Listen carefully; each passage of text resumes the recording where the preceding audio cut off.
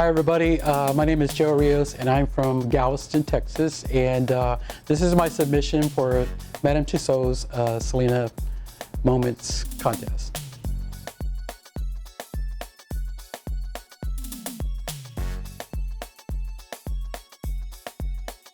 Back in 1988, it was a song I heard on the radio called Acuérdate de mí, and it stayed in my mind so much that I actually went out and bought the cassette, and it stayed in my little Jeep. At that moment I knew, whoever this person is, I've got to meet this person. So after I purchased that cassette, I made it my mission to see her, and an opportunity came that she was going to be performing at a free concert in Houston, Texas, and October 15, 1988 was the very first time I saw her, and it was mesmerizing. That day I took her roses because I was hoping to meet her. She was performing, they were videotaping it for a performance in Houston, but I was able to get Selena's attention, and she looked at me and I had said, you know, roses for you, and she said like that, and the security had to let me through, and I remember getting close to the stage and I gave her the roses and I kissed her on her cheek. Of course, after that first time, I had the honor of seeing her at least 50 times over the years of her evolving. I knew she was going to make it big, and so I, you know, it was privileged to see her. That accounted to about 40 concerts in clubs and outdoor concerts. Then the rodeo 3 times that she was at Houston Livestock Show Rodeo, the Tano Music Awards, and any other time I was able to go see her, I was there. She was always just really kind to me. She always took the time to speak, to do what, you know, just to be there for her fans. And for me, she always dedicated a song to me and her audience. You know, this is for my friend Joe from Galveston.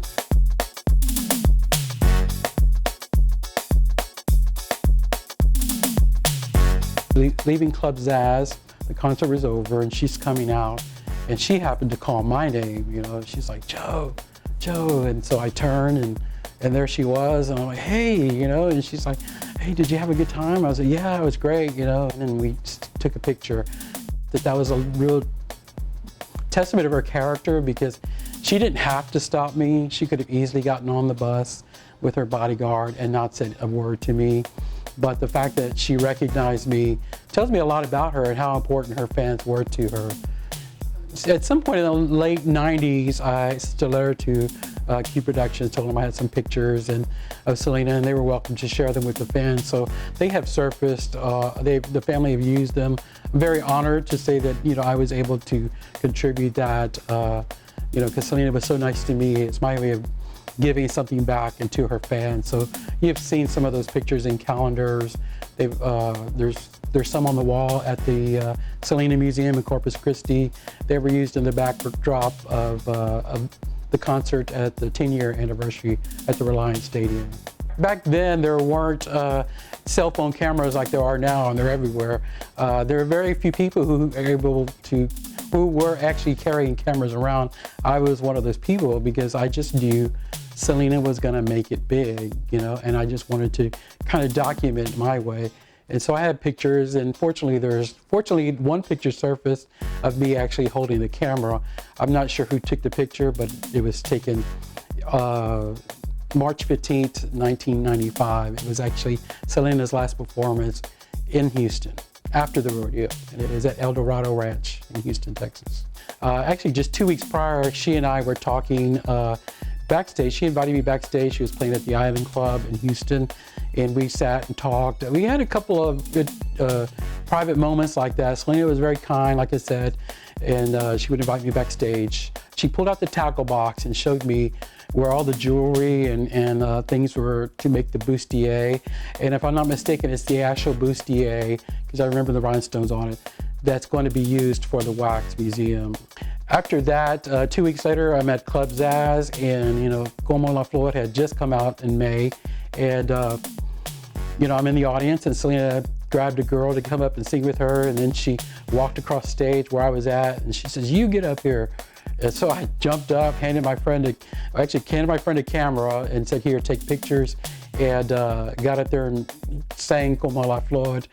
I didn't know the words. I just remember telling myself, pretend like you know what you're doing and have a good time. And I did, and some of the pictures have surfaced. That is probably One of my greatest moments, it's hard to just say I have one favorite one. There's so many of them.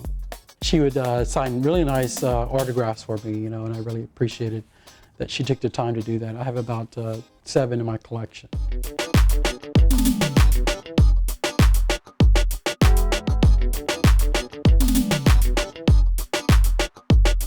As I was growing up, before there was Selena, for me there was Donna Summer and Diana Ross. They were the ultimate female singers for me.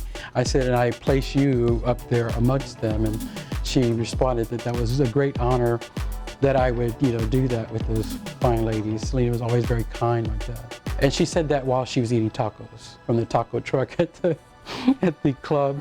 And that was interesting because, you know, she didn't have anything to drink, and I was like, oh, let me go get you something. I'll get you whatever you want.